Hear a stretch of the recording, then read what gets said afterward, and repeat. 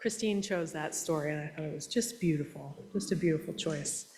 So as a preface, again, we're talking about a tricky topic today, but I'm not including any, really, really difficult images or anything like that. But still, if you need to take a break, or if you need any tissues, your neighbors have some, and yeah, we can do this together.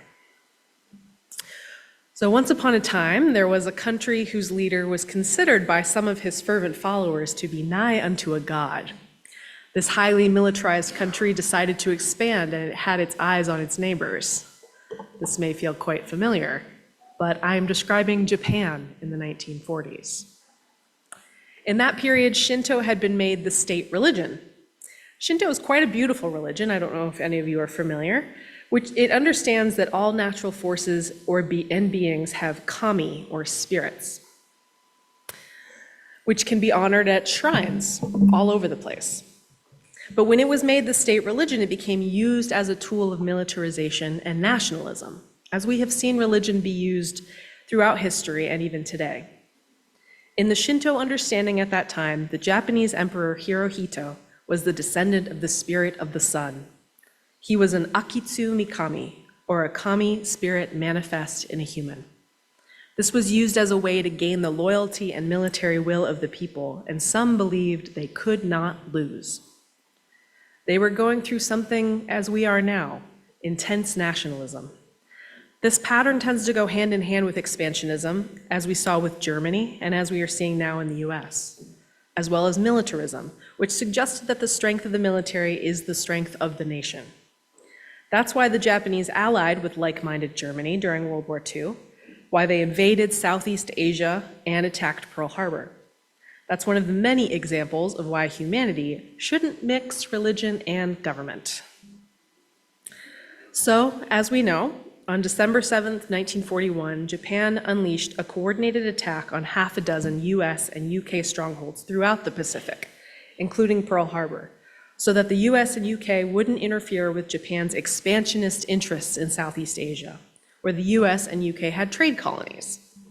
The US, UK, China, Australia, and their allies declared war on Japan. Germany and the other Axis nations declared war against the Allies in solidarity with Japan. Meanwhile, the US and UK had already been working on nuclear weapons even before this attack, in a race with Germany. This area, where we are today, outside of Knoxville, which would eventually become known as Oak Ridge, was the first site to be chosen as a production facility for nuclear weapons. It was initially called Clinton Engineer Works and became codenamed Site X. Los Alamos soon became Site Y. Chicago and Hanford, Washington were also part of the project, as I'm sure many of you know. Oak Ridge was responsible for uranium enrichment for the bomb which was eventually used on Hiroshima. Hanford produced plutonium, which was used for the bomb over Nagasaki. For those among us who may not know, Oak Ridge was basically built from scratch for this purpose. In the area, about 3,000 people who had lived and farmed here were displaced with a few weeks' notice, including a community called Wheat, which had stores, schools, and churches. All were asked to leave and paid some money by the government so that the government could use this land. This location was chosen in part due to the geographical ridges that isolate the area in case of an accident, and because the rural site would keep outside curiosity to a minimum. Since the site was rural, it was easier for the workers to live close to the area instead of in Knoxville. So tens of thousands of people were brought to live and work in this spontaneous government village behind a security fence. Thousands of prefab homes, the Semestos homes that we know and love throughout Oak Ridge, were built very quickly. An administrative center, shopping centers, schools, a rec center, cafeteria, and more were built as quickly as they could. Black workers were put in segregated housing in what basically amounted to one-room shacks called hutments. The town was within its own security perimeter, but workers had to undergo even stricter security to enter Clinton Engineer Works, where the actual science was being done. Women filled a variety of roles, including in the enrichment of uranium. Next slide, please. This famous photo here is an example of that. Workers knew they were contributing to the war effort, but most did not know specifically what they were working on. They didn't know they were building a bomb. One supervisor told a worker, quote, "We can train you how to do what is needed, but cannot tell you what you are doing." However, Germany was defeated by the time the US had a functional nuclear bomb in 1945. Japan's strongest ally had been defeated, and it was on the ropes as well. The only sticking point was that the US and the West demanded unconditional surrender, while the Japanese wanted to keep their emperor, who we remember was mixed up with godhood, and their national sovereignty. In May 1945, in May of 1945, so about 3 months before the bomb was used, Americans intercepted cable traffic that some Japanese leaders were trying to find a way to end the war. In June, President Truman's chief of staff, Admiral Leahy, wrote in his diary, quote, "It is my opinion at the present time that a surrender of Japan can be arranged," end quote. In July, 155 Manhattan Project scientists signed a petition urging President Truman not to use these bombs unless it became absolutely necessary. President Truman himself wrote in his diary that an intercepted cable from Japan to Moscow was seeking the Soviet Union's help to negotiate an end to the war. Truman had received a promise that Stalin would declare war on Japan in August, and Truman wrote that he thought the war would be over when that happened. Oppenheimer, one of the key scientists who worked on the bomb, was unaware that Washington had received these kinds of messages, that Japan understood the war was lost and was negotiating terms of surrender. Quote, "No one can be certain of Oppenheimer's reaction had he learned that on the eve of the Hiroshima bombing, the president knew the Japanese were looking for peace, and that the military use of atomic bombs on cities was an option rather than a necessity for ending the war in August," end quote. On July 11th, the scientists tested the bomb here in the US, near the Los Alamos site in Nevada, in New Mexico, in what was called the Trinity test. Scientists who witnessed the test described it, quote, "All of a sudden the night turned into day, and it was tremendously bright. The chill turned into warmth. The fireball gradually turned from white to yellow to red as it grew in size and climbed into the sky. After about 5 seconds, the darkness returned, but with the sky and air filled with a purple glow," end quote. Another scientist said, quote, "I could feel the heat on my face a full 20 miles away," end quote. Frank Oppenheimer, the famous scientist's brother, said, "When one first looked up, one saw the fireball, and then almost immediately afterwards, this unearthly hovering cloud. It was very bright and very purple. But I think the most terrifying thing was this really brilliant purple cloud, black with radioactive dust, that hung there, and you had no feeling of whether it would go up or would drift towards you," end quote. On seeing what they had made, Robert Oppenheimer himself quoted a line from the Hindu scripture, the Bhagavad Gita, "Now I am become death, the destroyer of worlds." Oak Ridge's work was mainly on the bomb which was used on Hiroshima, so we have a very close relationship with that city in particular.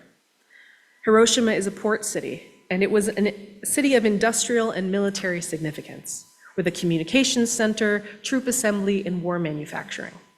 But it was also just a city, with many civilians. At the time of the attack, it had a population of roughly 340,000 people. The bomb was deployed at 8:15 a.m. on August 6th. It was meant to detonate over a bridge, but was blown off course and exploded over a hospital instead. Crewmen of the aircraft, some of whom did not know the nature of the bomb they were deploying, said, quote, "It was hard to believe what we were seeing." And the men aboard with me gasped, "My God," end quote. For the people on the ground, there was a bright flash of light and an enormous sound. Everything and everyone within a 1-mile radius was essentially cremated. and things were damaged and set on fire for further miles around the blast. 96% of the buildings in Hiroshima were destroyed or heavily damaged. Many people were trapped under rubble. Small fires grew into a firestorm which killed many initial survivors. Some jumped into the rivers to escape the flames, and many drowned. Nothing like this had ever occurred before. An entire city destroyed all at once, and no warning had been given, so no one understood what was happening. A mile away from Ground Zero, survivors wandered around looking for help, but everywhere had been affected. 90% of doctors and nurses had been killed or injured. Within hours, a black rain fell, made of radioactive ash. Estimates are that 70,000 people died the first day, about twice that of the current population of Oak Ridge. Roughly another 70,000 people died within the next 6 months of burns, radiation, sickness, and malnutrition. A total of 140,000 people, 90% of whom were civilians. Japan's leaders received reports of the destruction, but decided not to surrender. They decided to risk subjecting their people to more such attacks because, after all, their emperor was a god. The US military obliged and on August 9th deployed a plutonium bomb on Nagasaki, where another 70,000 people were killed and more injured. By August 12th, the Japanese emperor decided to surrender, despite an attempted military coup to continue the war. Survivors of the bomb, about 650,000 people called hibakusha, were ostracized for fear that they would spread sickness. They had trouble getting jobs or marrying. About 100,000 of those people are still alive today, and many became peace activists. Oak Ridge also became negatively impacted by nuclear technology. Some workers were shocked to learn what their efforts had contributed to. Many celebrated the victory, the end of the war, but some were horrified. Quote, one worker's wife rushed to the townsite hospital to confront her recuperating scientist husband. How could he take part or involve his family in a project that would bring the death of innocent civilians? She demanded to know. End quote. Cleanup of the toxic site is still ongoing today because making weapons like this hurts us too. Workers and people in the surrounding areas have been found to have highly increased risk of lung, bladder, blood, and brain cancer, sometimes as high as 900% higher risk than the average. About a month ago, I took a trip to Japan, and I visited Hiroshima and walked through the Peace Memorial Park. It probably has a dozen different memorials. It is definitely a memorial park.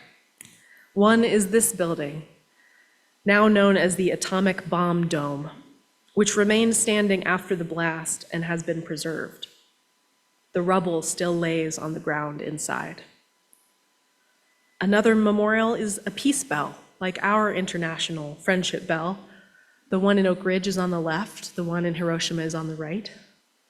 Our International Friendship Bell was envisioned by Dr. Ram and Shigeko Upaluri, Shigeko, who I believe was a member of ORUUC, as well as many others who worked to create this beautiful monument. The bell, our bell, was cast in Kyoto and shipped here. This past week, the bell was rung 80 times in its annual ceremony, commemorating the bombing, its sound ringing out to meet the sounds of its sister bells in Japan. In Hiroshima, I also saw a children's peace monument with children and crane shapes and another bell that can be rung. It memorializes the thousands of children who died due to the bombing. There was even a memorial for non-human life lost and the replanting of trees that happened a decade later. As I walked through the Peace Memorial Park, I couldn't stop crying. I couldn't stop. I was just sobbing, going from memorial to memorial. I couldn't believe we could do this to each other. And I couldn't believe there was such grace in creating the memorials that stand there today. There was a choir singing at the Children's Memorial, and I have a brief clip that I'd like to share.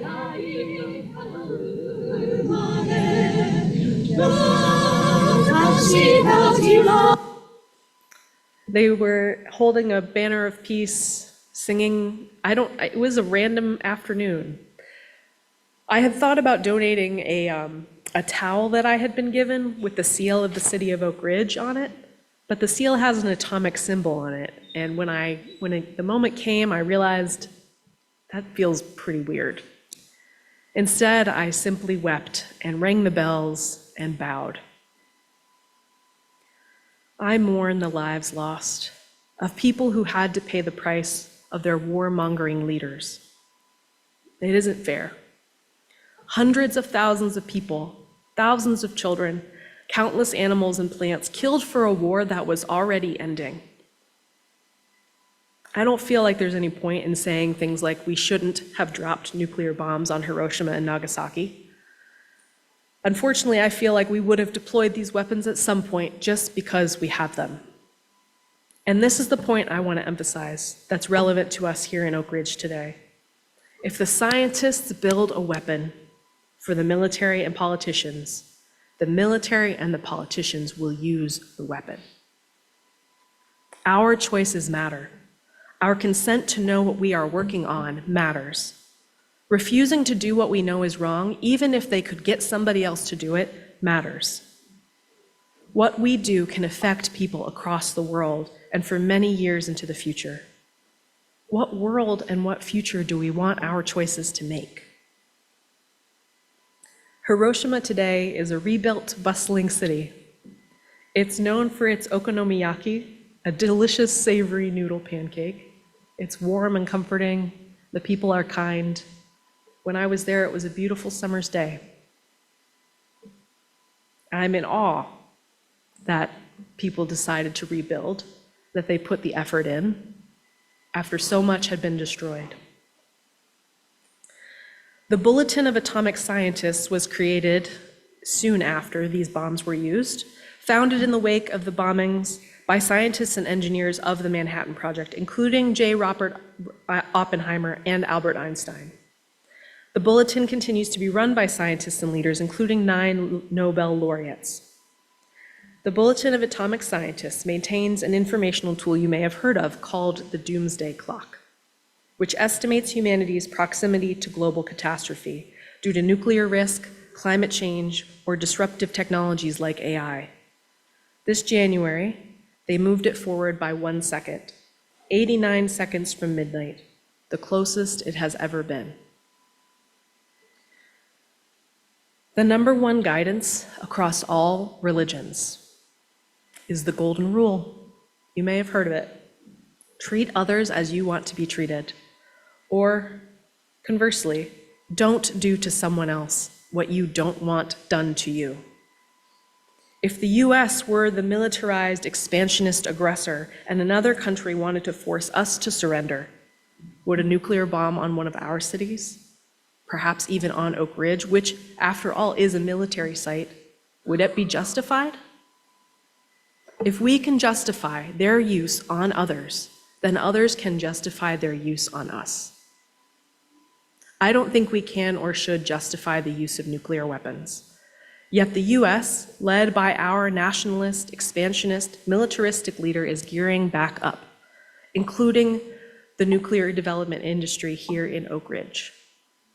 I think we have a unique position as the UU congregation in this town to be a voice for the Golden Rule, for peace.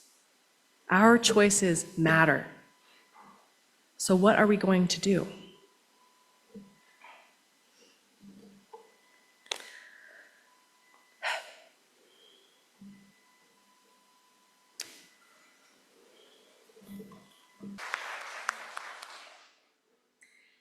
In the 1940s, humanity gained a new awareness of what violence we are capable. We can send millions on trains to their deaths just because they're different. We can destroy whole cities in a flash. They heard us first, we said. we'll always be able to say, because we hurt each other, we flawed and powerful little creatures.